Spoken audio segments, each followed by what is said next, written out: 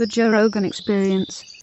Well, that's also argument for Team Trump. I mean, that's Trump's argument. Is what he's doing is he's boosting up business in the United States, and whether or not you love him or hate him, what he's doing is having a positive net effect on the global economy, or particularly the United States economy, and that's going to make us stronger. I mean, this is, whether you love him or hate him, you've got to look at that objectively and go, okay, well, is there any merit to what he's saying? Well, I don't understand economics. I just trust people that study it. I don't have the time.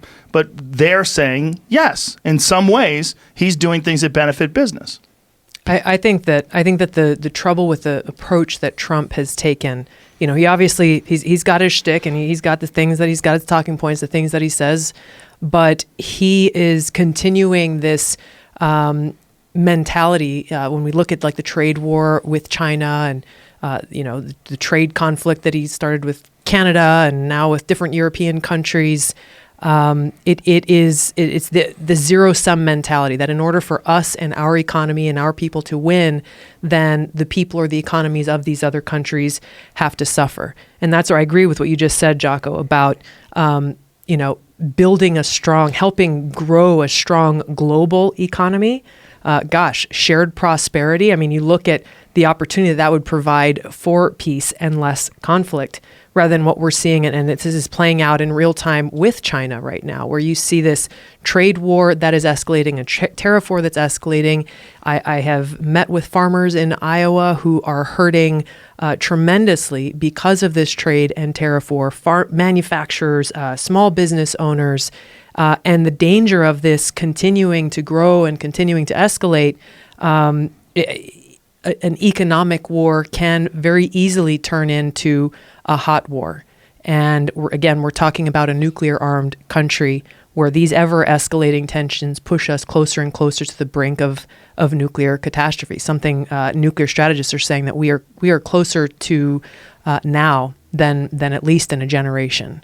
I think this is where the foreign policy that I'm putting forward to the American people, that I will lead with, is one that is focused on engaging with other countries, being that force for good, focusing on cooperation rather than conflict in every respect, being able to work out. Yeah, we do have trade differences with China. There's no question about that, but being able to do so in a way that is not further pushing us closer and closer to the brink of a hot war and potentially with disastrous consequences. Can you get into that? Like, what is the trade? What is the issue with China? Like, what is Trump feels like we don't have a fair deal, right? That's what he's stated. I think his diagnosis, I think, is correct. I think that's widely accepted. There's the ongoing trade imbalance with China and some of the issues with IP theft. I think those are the top two that come to the forefront. The problem is not with the diagnosis of the issue; it is how he's going about it in a very shoot from the hip kind of way. I mean, he's like almost conducting his negotiations via Twitter. He's got negotiators who are sitting across from the Chinese saying, hey, okay, we're getting closer to a deal. We're going to work this out. Then all of a sudden something goes out on Twitter and they're like, whoa, man, like the whole thing just changed, which, it's maybe funny when Trump is putting out something with Trump Tower in Greenland, but when there are such real consequences to the day-to-day lives of the American people, and when we're pushing us closer and closer to the brink of a nuclear catastrophe, escalating these tensions with countries like China and with Russia, it's serious. The stakes are very high. And so this is more about how Trump is doing this in such an irresponsible way that's creating destabilization and uncertainty, both with our economy and also in our relationships with other countries. It's everything that made him famous as a businessman. All the brashness, all the shooting from the hip. Yeah.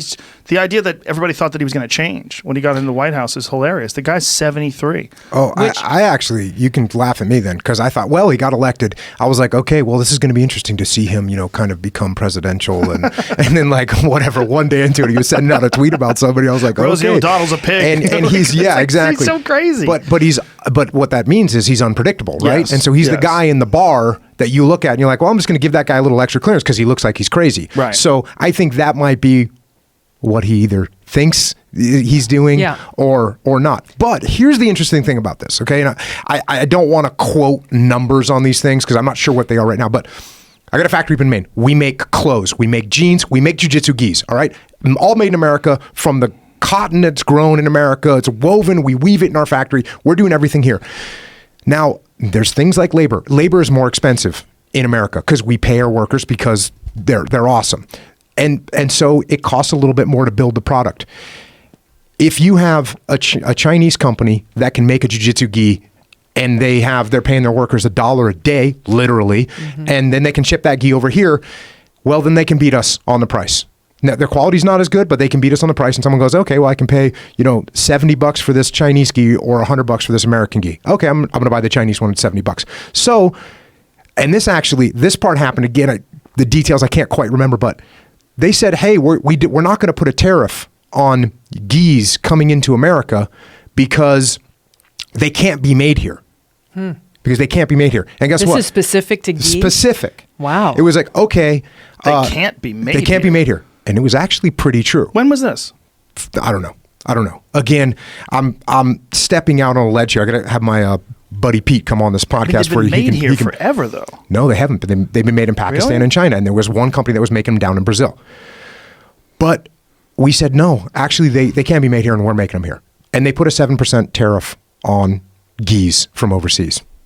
Whoa. And so now that kind of equalizes the price. Ours is a little bit more expensive, but it's made in America and it's higher quality. So people say, okay, we'll buy them here. Are you the only company in America The only company in America that is making kidding. these.